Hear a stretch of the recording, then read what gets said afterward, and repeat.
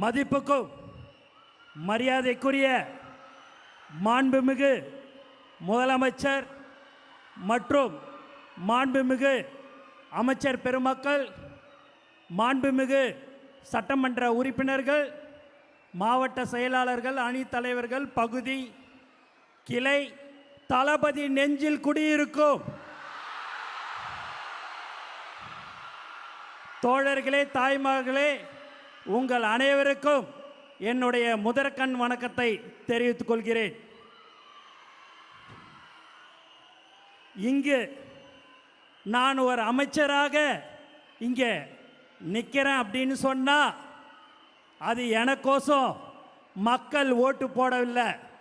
முழுக்க முழுக்க 234 தொகுதியிலும் தலைவர் ஒருவருக்காக மட்டும்தான் வாக்களித்தார்கள்.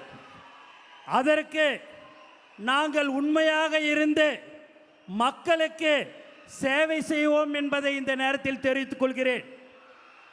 மாண்புமிகு முதலமைச்சர் சொல்வதெல்லாம் மக்களுக்கு சேவை செய்வது மட்டும்தான் உங்கள் வேலையாக இருக்க வேண்டும், எக்காரணத்தை கொண்டும் தப்பு செய்யக்கூடாதுன்னு சொல்லக்கூடிய ஒரே முதலமைச்சர் நம்மளுடைய தலைவர் தளபதி தான்.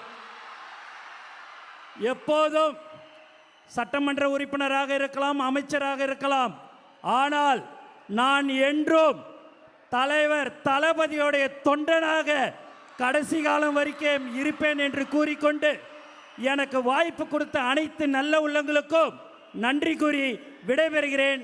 நன்றி, வணக்கம்.